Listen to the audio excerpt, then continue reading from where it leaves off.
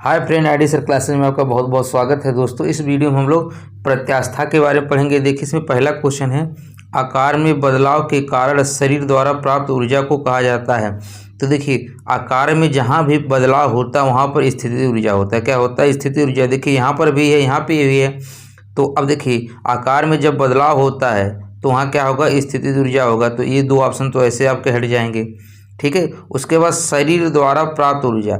अच्छा देखिए, आकार में परिवर्तन कहाँ हो रहा है? हमारे शरीर पे।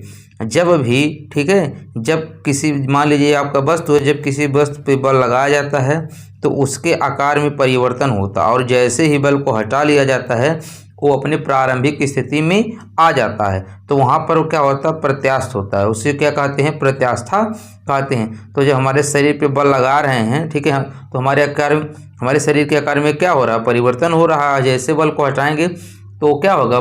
अपने आकार में आ जाएगा। तो इस प्रकार को क्या बोलते हैं? प्रत्यास्था बोलते हैं, ना कि गुरुत्वीय। ठीक है। तो कौन सा ऑप्शन सही हो जाएगा? इसका बी वाला सही हो जाएगा, यानी प्रत्यास्थ स्थिति ऊर्जा। तो प्रत्यास्था भी समझ लीजिए कि जब किसी वस्तु पे बल लगाते हैं तो उस पर क्या होता है? परिवर्तन होता है, और जैसे ही बल को हटाते हैं तो अपने प्रारंभिक स्थिति में आ जाता है। जैसे आप एक गुब्बारे को, ठीक है, एक गुब्बारे को यानी बैलून को जब उस पर बल लगाएंगे तो उसके आकार में क्या होगा? परिवर्तन होगा। लेकिन जैसे ही बल हटा लेंगे तो अपने प्रारंभिक स्थिति में आ जाएगा। इस केस को क्या बोलते हैं? प्रत्यास्था बोलते हैं। अगला क्वेश्चन है कि जब आप एक कॉइल स्प्रिंग को कंप्रेस करते हैं। देखिए, जैसे स्प्रिंग ऐसे होता है, ठीक है, कह रहा है जब इसको आप कंप्रेस करते हैं, जब इस पर कंप्रेस करते हैं तो आप उस पर काम करते हैं। प्रत्यास्थ ऊर्जा। तो जब इसको दबाते हैं तो इसमें ऊर्जा क्या होती है? बढ़ जाती है। तो कौन सा ऑप्शन सही हो जाएगा? इसका सी वाला सही हो जाएगा। कौन सा सही हो जाएगा? इसका सी वाला सही हो जाएगा। अगला क्वेश्चन है, देखिए काफ़ी इंपॉर्टेंट है कि सीजीएस प्रणाली में विकृति की इकाई है। तो देखिए, चाहे कोई भी प्रणाली कहे, विकृति जो होता है इसकी कोई इकाई नहीं होती है। ठीक है, इनमें से कोई नहीं, देखिए कोई इकाई नहीं है। ठीक है, इसमें आप सी मानना है, ना कि डी। तो कौन सा ऑप्शन सही होगा? सी वाला सही हो जाएगा। देखिए, जो विकृति होता है इसकी कोई इकाई नहीं होती है। देखिए, जैसे आपका अनुदैर्घ्य विकृति हो गई, ठीक है, एक होता है आपका अनुदैर्घ्य विकृति। तो अनुदैर्घ्य जो विकृति होता है वो प्रारंभिक लंबाई, ठीक है, जैसे प्रारंभिक लंबाई और उसके लंबाई में परिवर्तन। तो देखिए, यहाँ प्रारंभिक लंबाई, यहाँ लंबाई में परिवर्तन, तो ये भी मीटर में होगा, ये भी मीटर में, तो मीटर से मीटर कट जाएगा, तो इसका कोई मात्रक नहीं आता। जहाँ भी विकृति आएगा वहाँ पर कोई मात्रक नहीं होगा, यानी इसका कोई नहीं होता है। इसकी इकाई क्या होती है? इसका कोई इकाई नहीं होता है। अगला क्वेश्चन है, बिना भंजन के पदार्थ की विकृति होने की योग्यता कहलाती है। यानी जब हम किसी वस्तु पे बल लगा रहे हैं, ठीक है, तो उसमें जो परिवर्तन हो रहा है और बिना टूटे, तो ऐसे को बोलते हैं सुघट्यपन बोलते हैं। क्या बोलते हैं? सुघट्यपन बोलते हैं। ऐसे को प्लास्टिसिटी बोलते हैं। क्या बोलते हैं? प्लास्टिसिटी बोलते हैं। तो कौन सा ऑप्शन सही होगा? इसका सी वाला सही हो जाएगा। प्रत्यास्थापन तो आपको बता ही दिए हैं। ठीक है। अगला क्वेश्चन है कि देखिए, काफ़ी बार पूछा जाता है, काफ़ी इंपॉर्टेंट है, इसको ध्यान दीजिएगा। ठीक है, पूछा पूर्णतः प्रत्यास्थ वस्तुओं का प्रत्यास्थापन गुणांक होता है। तो देखिए, यहाँ पर पूर्णतः प्रत्यास्थ कह दिया है, तो अगर पूर्णतः प्रत्यास्थ कहेगा तो उसका वैल्यू कितना होता है? 1 होता है। कितना होता है? 1 होता है। अगर पूर्णतः अप्रत्यास्थ कह दिया होता, ठीक है, अप्रत्यास्थ कह देगा तो उसका वैल्यू कितना हो जाएगा? 0 हो जाएगा। ठीक है, और 0 और 1 के बीच में होगा, 0 से बड़ा होगा और 1 से कम होगा, यानी दशमलव में, जैसे ये सब दिया है।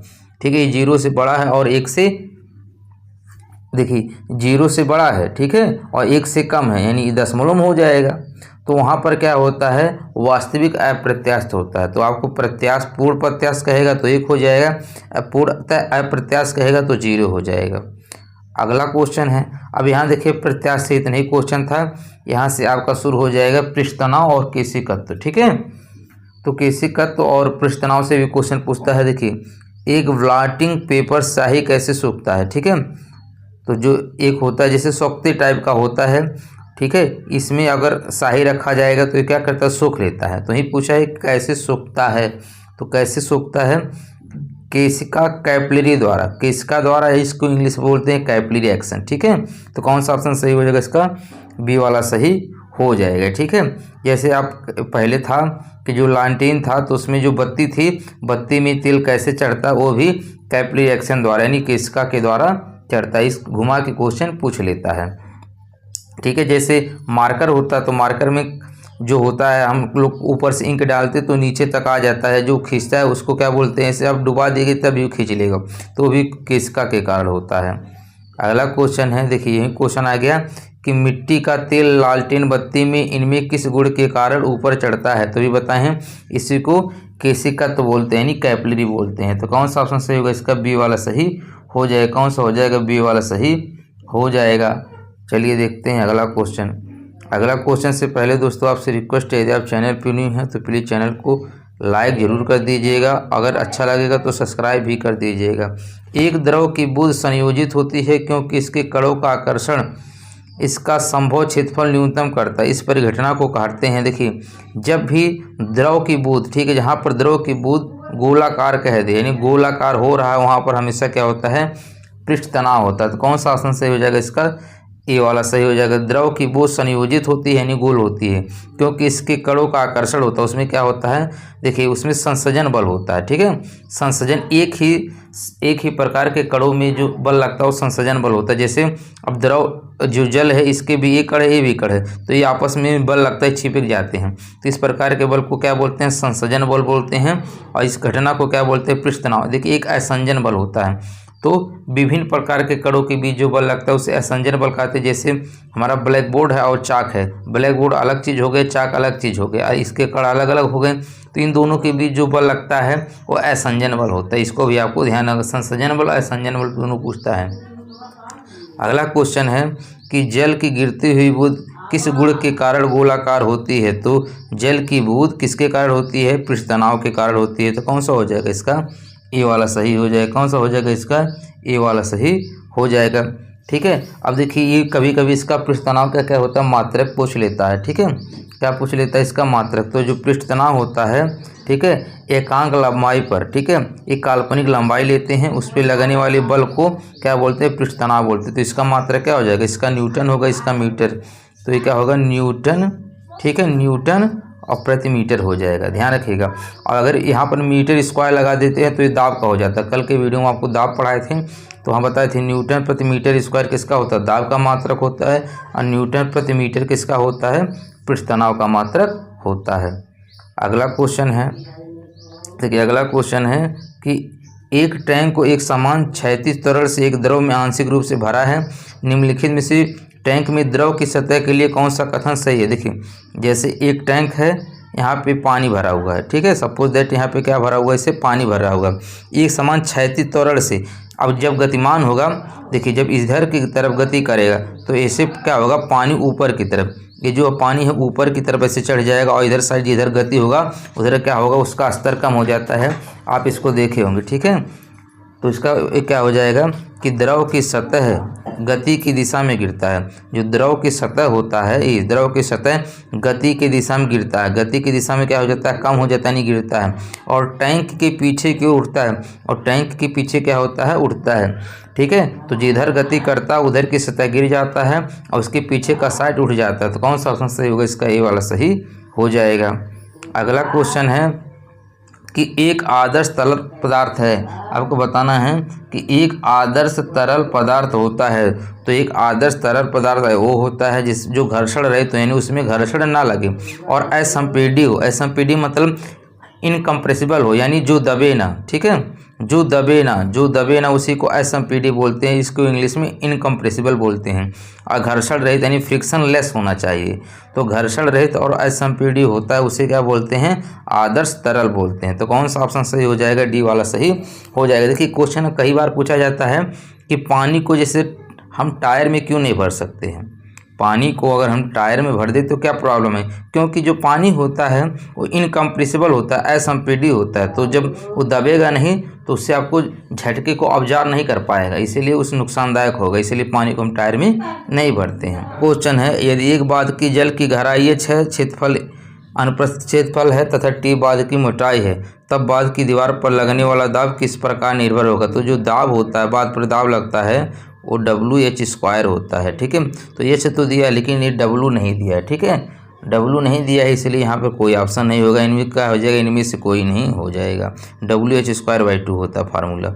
अगला क्वेश्चन है कि जब पानी से भरे एक बीकर को एक कार्क और कील को रखते हैं। ठीक है, जब पानी से भरे हुए एक बीकर में एक कार्क और कील को रखते हैं तो कार्क तैरता है जबकि कील डूब जाता है। इसके पीछे कारण क्या है? तो इसके पीछे क्या कारण है? सिंपल सी बात है, अगर कोई चीज़ डूब जा रहा है तो उसका घनत्व ज़्यादा है, कोई तैर रहा है तो उसका घनत्व कम है। जब ये ऐसा क्वेश्चन आए तो घनत्व का ही क्वेश्चन होता है। तो क्या होगा? देखिए, लोहे का कील का घनत्व पानी के घनत्व से अधिक होता है। लोहे के कील का जो घनत्व होता है पानी के घनत्व से अधिक होता है, इसलिए कील क्या होता है? डूब जाता है। तो कौन सा ऑप्शन सही हो जाएगा? इसका बी वाला सही हो जाएगा। कौन सा हो जाएगा? बी वाला सही हो जाएगा। अगला क्वेश्चन है कि बर्नौली का प्रमेय के संरक्षण पर आधारित होता है।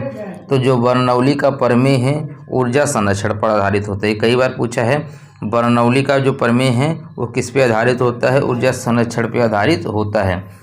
ठीक है, यही ये प्रमेय बताता है। ठीक है, जहाँ पर वेग अधिक होता है, जहाँ पर वेग अधिक होता है वहाँ पर दाब कम हो जाता है। ठीक है, जहाँ पर वेग अधिक होता है वहाँ पर दाब क्या होता है? कम हो जाता है। अगला क्वेश्चन है, एक दीवार द्वारा उत्पन्न बल क्या होगा? क्या पूछा है? बल क्या होगा? जिस पर समान रूप से इतने मीटर की गति से पानी गिर रहा हो और निसरण यानी विसर्जन, जिसको हम डिस्चार्ज बोलते हैं, यानी क्यू। ठीक है, क्यू का वैल्यू दिया है। अच्छा, तो क्यू का वैल्यू कितना दिया है? 0.000.1, यानी इसको हम ऐसे भी लिख सकते हैं। देखिए, 4 अंक के बाद अगर हम पावर लगाएंगे, या तो ऐसे ही रहने दीजिए, तो जो हमारा यहाँ बल होता है किसके बराबर होता है? रो जी क्यू के बराबर होता है। रो जी क्यू। और रो का वैल्यू, ठीक है, जो घनत्व होता है पानी का घनत्व कितना होता है? 1000 होता है। कितना होता है? पानी घनत्व 1000 होता है। इसको हमने पहले वीडियो अगर देखे होंगे इसके पहले वाला घनत्व वाला, तो उसमें बताए थे। ठीक है, और जी का वैल्यू कितना होता है? 10 होता है। जी का वैल्यू यहाँ पर हम 10 रखेंगे और क्यू का वैल्यू कितना रखेंगे? 0.0001 होता है। ठीक है, अब देखिए 4 अंक पे दशमलव है। ठीक है भाई, दशमलव के बाद 4 अंक है तो 4 जीरो कट जाएंगे। देखिए 3 जीरो 1 कट जाएगा, 1 जीरो, यानी ये पूरा कट जाएगा। तो इसका वैल्यू कितना हो जाएगा? 1 हो जाएगा, यानी 1 न्यूटन हो जाएगा। तो कौन सा ऑप्शन सही हो जाएगा? इसका ए वाला सही हो जाएगा। कौन होगा? ए वाला सही हो जाएगा। अगला और लास्ट क्वेश्चन है दोस्तों, आपसे रिक्वेस्ट है, यदि आप चैनल पे न्यू हैं तो प्लीज़ सब्सक्राइब जरूर कर दीजिएगा। ठीक है, आज संडे है, थोड़ा सा क्वेश्चन इसीलिए कम है। ठीक है, और वीडियो आपको अच्छा लगेगा तो लाइक कमेंट करके फीडबैक जरूर दीजिएगा। द्रवों में घर्षण को क्या कहते हैं? जो द्रवों में घर्षण होता है उसे क्या बोलते हैं? श्यानता बोलते हैं। क्या बोलते हैं? श्यानता बोलते हैं। जो द्रव में घर्षण लगता है उसको क्या बोलते हैं?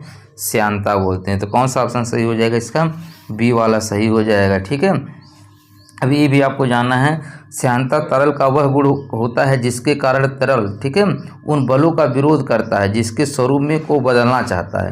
ठीक है, तो इसका कौन सा ऑप्शन हो जाएगा? इसका बी वाला सही हो जाएगा। मिलते हैं नेक्स्ट वीडियो में, तब तक के लिए धन्यवाद।